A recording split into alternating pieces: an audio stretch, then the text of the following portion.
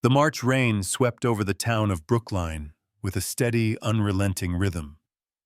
At a roadside diner called Mabel's, dim yellow lights flickered against the windows, casting a soft glow over half-empty booths where a few patrons huddled over steaming mugs of coffee. Caleb Monroe pushed open the heavy glass door, the bell above letting out a weak jingle. Water dripped from the hem of his coat as he guided his 6-year-old son Jamie through the entrance. The boy clung tightly to his hand. Jamie didn't speak. He never had. His wide eyes flicked from table to table, absorbing every sound, cutlery clinking, plates being scraped in the kitchen, a loud burst of laughter from the far end of the diner. It all struck him at once. His small shoulders began to tremble. "We won't be here long," Caleb murmured, guiding Jamie into a booth by the window. A young woman appeared from behind the counter, her chestnut hair tied into a messy bun. Her apron was stained, her name tag read Lena. "Hi there," she said with a gentle smile. "This spot okay?" Caleb gave a curt nod, not taking his eyes off Jamie, who had begun to rock slightly. His lips moved in silence and his fingers twitched small signals Caleb knew too well. No one else in the diner noticed. Except Lena. Then a dish clattered loudly in the kitchen. Jamie flinched. A second later, a booming laugh erupted from a nearby table. That was too much. Jamie shrieked a sharp, piercing sound, then dropped from the booth to the floor, flailing and pounding his fists against the tiles. Caleb's heart sank. He dropped to his knees, reaching out, whispering the same soothing phrases he always did. But Jamie was beyond reach. Before he could gather his son in his arms, someone knelt beside them. Lena. She didn't speak right away. Instead, she pulled a small laminated card from her apron and held it out in front of Jamie. It was a simple cartoon face smiling with the word "breathe" printed beneath. Jamie stopped flailing. He stared at the card. Lena placed a hand on her chest, took a slow, exaggerated breath in, then out. Once, twice, no rush, just presence. Jamie copied her roughly, awkwardly, but he tried. His tiny body began to still. Caleb stared in disbelief. He had spent years trying to reach Jamie in moments like this. Years. Lena reached into her apron and offered a soft rubber toy. Jamie hesitated, then took it, holding it close. "What do you think you're doing?" Caleb snapped, the shock in his chest, turning to a sudden surge of anger. Lena looked up, startled. "I was trying to help," she said. He was overwhelmed. "You don't get to touch my son without asking," he cut in, voice sharp. Lena straightened slowly, still holding the card. "I wasn't pitying him," she said evenly. "And I wasn't pitying you. I was trying to speak his language, when you couldn't." The words landed like a slap. Caleb stiffened, his fists clenched at his sides. "You think you know anything about him," he said, his voice low, dangerous. "About us, "I know what a scared child looks like," Lena said quietly, "and what it's like to be a father who's too angry to see through his own pride." Caleb opened his mouth to fire back, but Jamie was staring at him, silent, eyes wide. Lena crouched again, ignoring Caleb now. "You're doing so good, sweetheart," she whispered to Jamie. "You're very brave." Jamie reached out slowly, picking up the toy and holding it tightly. Caleb felt the eyes of the entire diner press on him like weight. He cleared his throat. "Let's go," he said to Jamie, voice gruff. The boy obeyed, climbing back into the booth and clutching the toy. Caleb dropped a few crumpled bills on the table, then turned and walked out with Jamie trailing close behind. Lena stood motionless, watching the door swing shut behind them. She had seen that look before, the heartbreak beneath the frustration. She had lived it. She blinked fast, pushing back the sting in her eyes. Then she bent down and picked up the laminated card Jamie had dropped, wiping it off on her apron. "Poor kid," she whispered. She looked at the door one last time. They were already gone. She didn't expect to see them again. She definitely didn't expect that this brief and broken encounter would be the beginning of everything she had ever hoped for and everything she had ever feared. The rain cleared by morning, leaving Brookline washed and glistening under a weak spring sun. Caleb Monroe sat behind the wheel of his dark SUV at a red light, hands clenched tightly around the steering wheel. Jamie sat buckled in the back, staring out the window, humming softly, a tuneless sound only he understood. Caleb's jaw was tight. His mind wasn't in the traffic. It was back in the diner, back with the waitress and her laminated card, her calm voice the way Jamie had responded to her.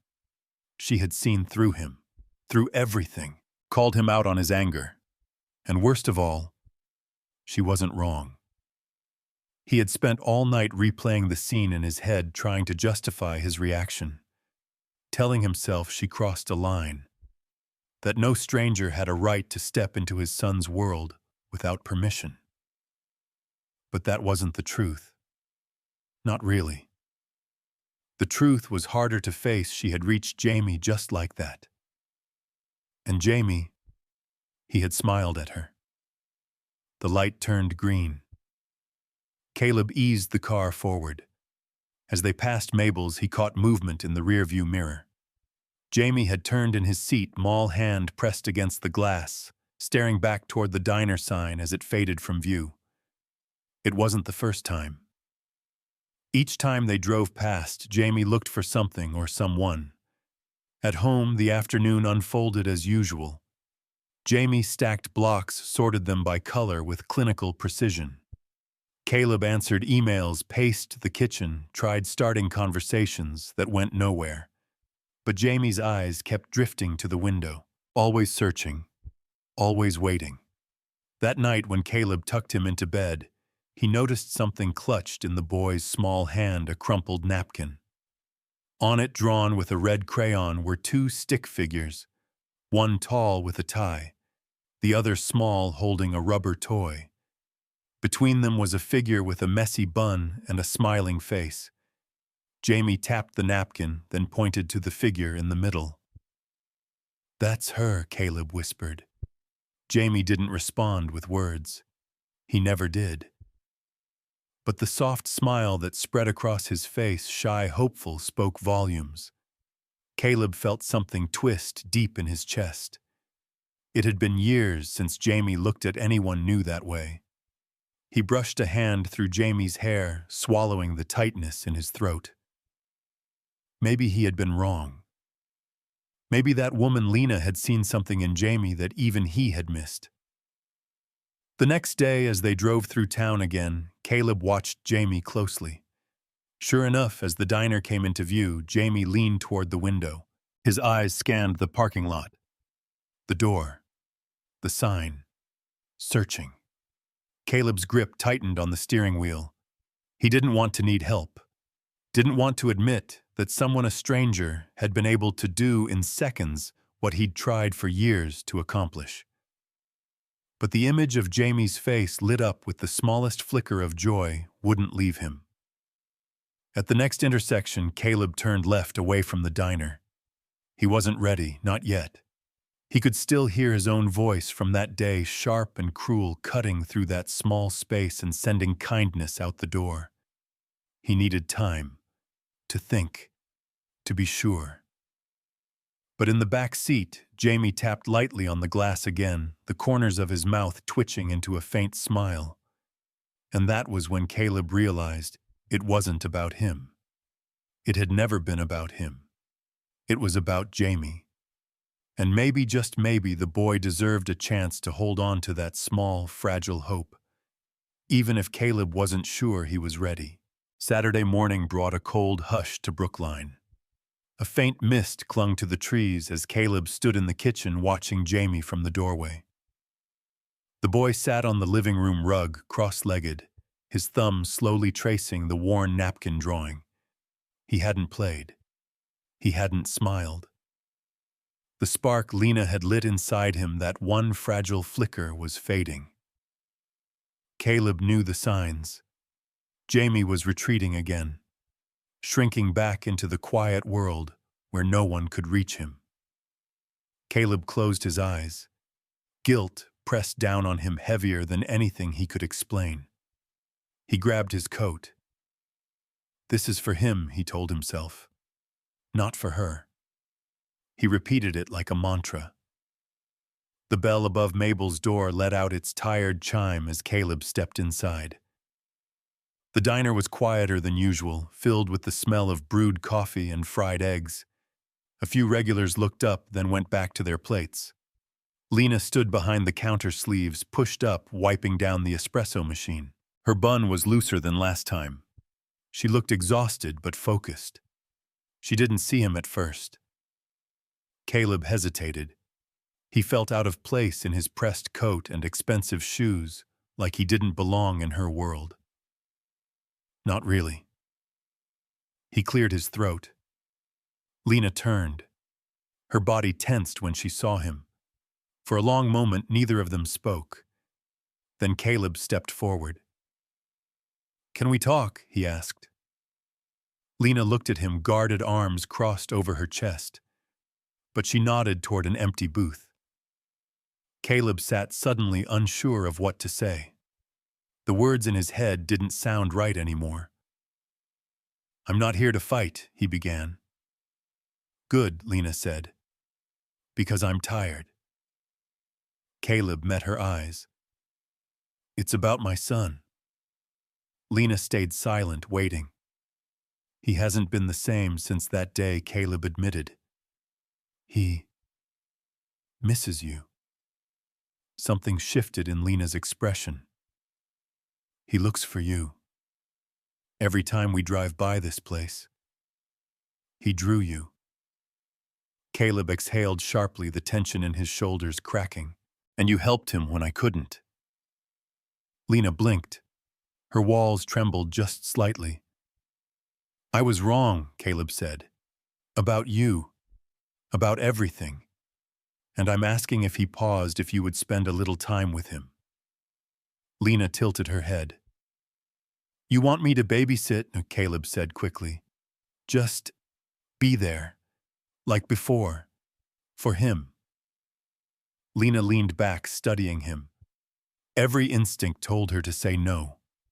She had her own problems, her own boundaries, her own fragile life to manage. But she remembered Jamie's small hands, his effort to breathe, the toy in his grasp. She remembered what it felt like to be needed even for just a moment. "I don't know," she said slowly. "Please," Caleb said. The word came out raw, vulnerable, and not just for his son. Lena glanced toward the kitchen where someone was yelling about a broken fridge. She looked toward the window where the sky had begun to cloud again. Then she looked back at Caleb.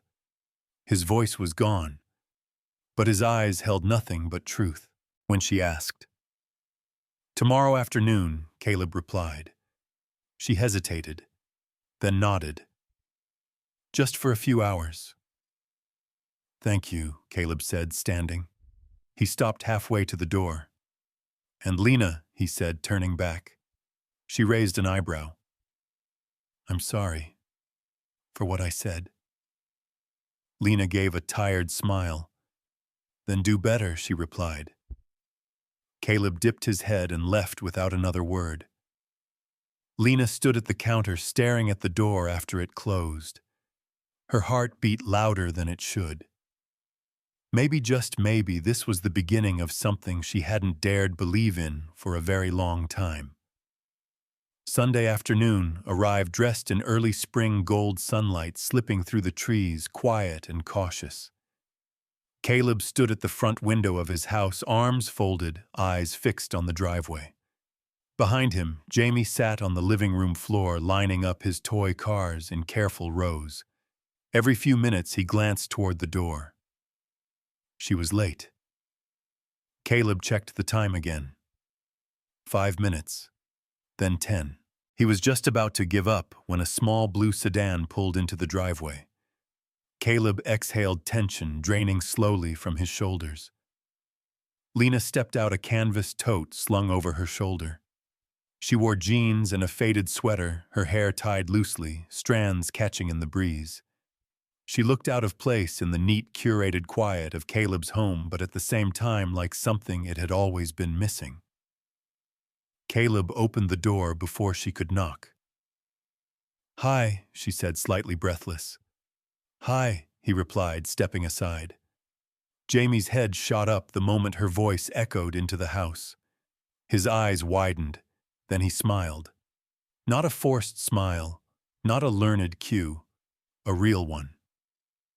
"Hey, buddy," Lena said warmly as she crouched down to his level. From her tote, she pulled out a laminated card showing 2 hands forming a shape.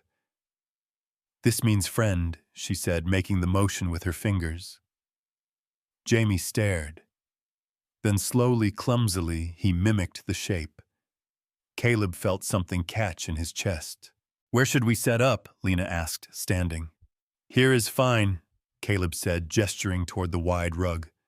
Lena sat cross-legged, unpacking a few picture cards, a mini whiteboard, and brightly colored markers. Jamie moved closer, his curiosity brightening his face. For the next hour, the living room filled with quiet breakthroughs. Lena spoke softly, using clear signs and slow repetition. She never rushed him, never pushed. Every time Jamie pointed, tried a sound, or got something right, she cheered not loudly, but with pride that felt bigger than noise. Caleb watched from the kitchen, from the doorway, from the edge of a life he no longer fully understood. He had never seen Jamie this focused, this free. At one point, Lena drew a simple house on the whiteboard and signed home. Jamie stared at it, tapped it twice, then looked up at her and smiled again. Caleb blinked, the sting behind his eyes unexpected and sharp. He had always been the only one Jamie trusted, their little world tight and quiet. But now Lena was inside it, and it was working. Then something remarkable happened. Jamie stood up, gripping the whiteboard in both hands. He crossed the room, tugging gently at Caleb's sleeve. Caleb knelt down automatically. Jamie held up the whiteboard. Scrawled across it in uneven, jagged letters were 3 words: "I like Dad." Caleb felt the breath leave his body. He looked at Jamie, then at Lena, who was watching from the rug, hands folded in her lap, a soft smile trembling on her face. "You wrote this," Caleb whispered. Jamie nodded, eyes bright. Caleb pulled him into a hug, pressing his face into the boy's soft hair. He looked up at Lena, mouthing the only words he could manage. "Thank you."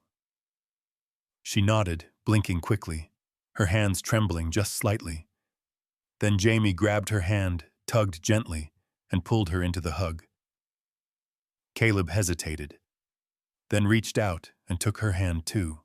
For a moment, they sat there, connected by a child who had once lived behind silence, now finding his voice in the space they were creating together. And in that still golden hour of quiet miracles, Caleb realized something terrifying and beautiful. He needed her, not just for Jamie, for himself. The Sundays that followed blurred into a rhythm, quiet, slow, healing. Every week, Lena arrived with her tote full of learning tools and a tired smile that somehow still lit up Caleb's house. Under her gentle care, Jamie began to bloom. He mastered signs, then soft syllables. Then once a full word that caught Caleb so off guard, he had to step into the other room to gather himself. Lena had a way of making their home feel warmer without rearranging a thing. But Caleb couldn't shake the unease growing inside him. Not everything in their life was as simple as progress. One gray afternoon, Julia, Caleb's younger sister, stopped by. She watched Lena work with Jamie from the kitchen window, and sipped her tea with a tight frown. "She's sweet," Julia said finally. "Too sweet." Caleb gave her a look. "You barely know her," she added. "And now she's in your house. Every week, with your son." "She's been good for Jamie," Caleb said quietly. Julia leaned forward, lowering her voice. "Or maybe she sees an opportunity. A single dad, a special needs child, and a bank account that could write its own fairy tale." Caleb didn't answer. He didn't want to believe it. But her words lingered. A week later, a message from Julia appeared in his inbox. Short, titled, "You Deserve to Know." Attached was a stitched audio clip grainy taken from somewhere noisy. He hit play. Lena's voice filled the room. "He's rich. If I play this right, maybe I won't have to worry about money again." Her laugh, except it wasn't the laugh he remembered. It sounded colder, detached. Caleb sat back, stunned. The warmth drained from his chest. The room suddenly felt foreign. Was it all fake, the kindness, the connection with Jamie? He didn't sleep that night. By Sunday, he had convinced himself of the worst. When Lena stepped into the house, Jamie lit up like sunrise. He ran to her, grabbing her hand, tugging her toward the living room. But Caleb stayed still. His voice cut across the moment like a blade. "We need to talk." Lena froze. She looked at him. Something in his tone told her it was not the kind of talk that ended in healing. He crossed the room, pulled out his phone, and hit play. The recording filled the air between them. Lena's face went pale. "Where did you get that?" she whispered. "Does it matter?" Caleb said tightly. "Was any of it real, or were we just a project for you?" Jamie stood between them, sensing the tension. His small shoulders stiffened. Lena shook her head. "You think I used him?" Her voice broke. "You think I could?" "I think you should leave," Caleb said, each word hollow. Jamie whimpered, grabbing Lena's sleeve. Lena knelt, voice trembling. "You are brave," she told him, brushing his hair. "Don't ever forget that." Then she stood. Her hands shook. "I thought you were different," she said to Caleb. "But you're just another man, too scared to believe someone might care for no reason at all." She turned and left the door, slamming gently behind her. Caleb didn't move. Jamie ran to the window, pressing his hands against the glass, watching Lena's car disappear. Caleb sank to his knees.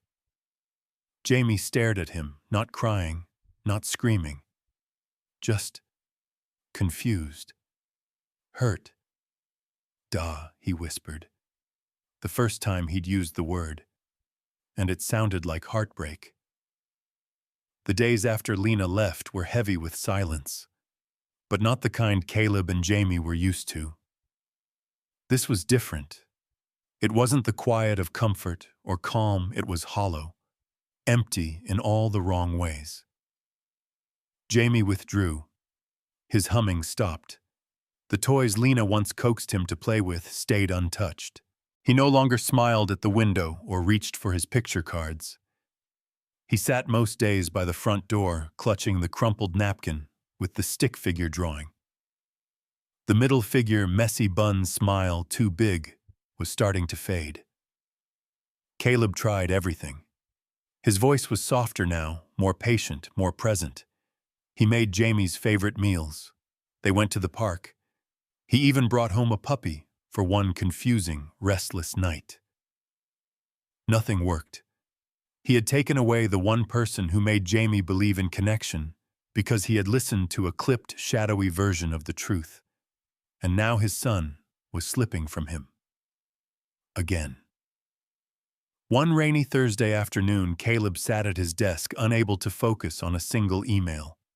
He stared at the same subject line in his inbox over and over, more info on Lena. From Julia. He clicked it. This time the file wasn't edited. It was longer, untouched. A full conversation, raw and unfiltered. Caleb hit play, hesitating only for a second. The same voice, Lena's, filled the room. "So how's the new gig?" a coworker asked, light and teasing. Lena laughed, but it sounded tired. "It's not a gig. There's this little boy, Jamie. He's amazing. I don't even know if I'm helping, but when he smiles at me..." Her voice caught soft and uncertain. "It feels like maybe I'm doing something good for once." The coworker chuckled. Still nice that the dad's loaded right, Lena's answer came fast. "Money doesn't fix anything.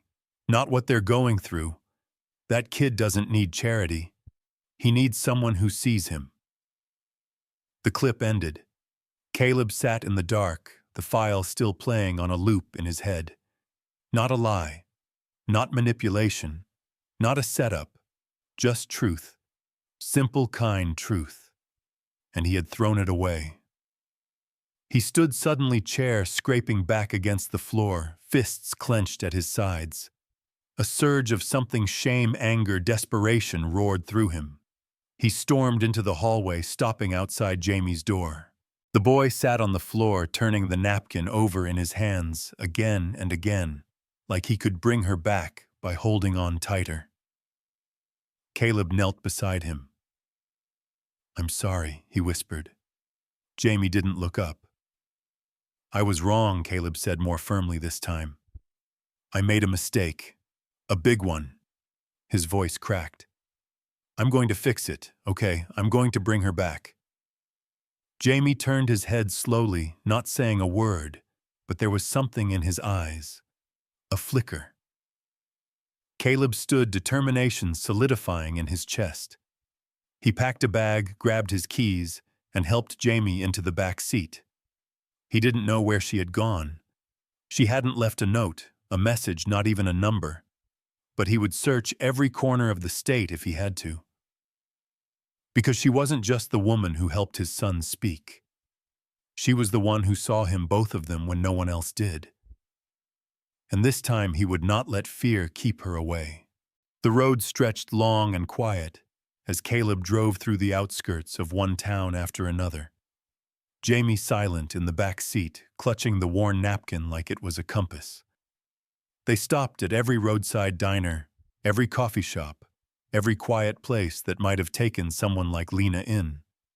He asked the same question over and over. "Have you seen her brown hair? About this tall, kind eyes?" Most people shook their heads. Some didn't even look up. Hours passed. Then a day. Then two. But Caleb kept going. Jamie never complained. He just watched the world pass by, wide-eyed and quiet. Then on the third evening, they rolled into a small town off the highway, the kind that barely had a name. Along the main street, glowing under a flickering neon light, was a bakery. Hazel's Pies. Through the fogged-up window, Caleb saw her. Hair tied back, apron dusted with flour, holding a tray of cinnamon rolls. His heart leapt, then clenched. He parked the car so fast, he barely remembered pulling the key from the ignition. Jamie opened the door before he could. He didn't hesitate.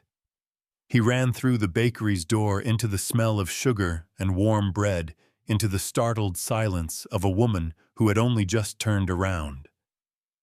"Home," he cried, his voice cracking but clear. Lena froze. The tray slipped from her hands and clattered onto the counter. Then she dropped to her knees. Jamie collided into her arms. Lena held him like she'd been waiting forever. Tears streamed down her face as she whispered his name over and over, rocking him gently. Caleb stepped inside quietly, his chest tight, hands shaking. Lena looked up. They didn't speak, not at first. There was too much in the silence between them. Caleb knelt beside her. "I listened to the real recording," he said. "The full thing." Lena nodded slightly, eyes never leaving Jamie. "I was wrong," he added, voice hoarse. "And I'm sorry." She looked at him finally, her expression unreadable, but her eyes, they had softened. I was scared, Caleb continued, of trusting, of being enough, of not being enough. She didn't answer right away, just held Jamie closer. Then slowly, she reached for Caleb's hand. Their fingers touched. He swallowed hard. I don't have a speech, he said, or a plan. But if I don't say this now, I'll regret it for the rest of my life. Lena tilted her head. Marry me, Caleb whispered. Not someday. Not maybe. Now. Right here with pie on the floor and a kid in your lap. Lena laughed through her tears. You don't even have a ring, she said. I'll get one tomorrow, he said. And 10 pies if you want. She looked down at Jamie, who was watching them both with wide, shining eyes. Then she leaned forward and rested her forehead against Caleb's. Yes, she breathed. Of course, yes. They didn't move for a long time, just sat there in a circle of arms and warmth, and something that felt like beginning. Later, the bakery owner, a white-haired woman named Hazel, peeked from the back and smirked. You two better buy something, she said, arms crossed. Caleb laughed. We'll take the biggest pie you've got. Hazel winked and vanished behind the counter. Lena leaned into Caleb's shoulder. Jamie curled up between them. It wasn't the life Caleb had imagined. It was better. 1 year later. The farm was small, just past the edge of town, with a red barn and a white fence that needed painting. But it was theirs. Lena had turned the barn into a center for nonverbal children, a space called the Quiet Nest. Parents came from all over to find what Caleb once feared he'd never discover connection. Caleb stayed mostly in the background. He liked it that way. Jamie thrived. Gone was the boy who hid in corners. Now he ran barefoot through the fields, his laughter echoing under open skies. On their wedding day, they stood beneath a crooked oak tree in the backyard. Lena barefoot in a linen dress, Caleb in rolled sleeves and a crooked tie. Hazel officiated with a pie in hand and a twinkle in her eye.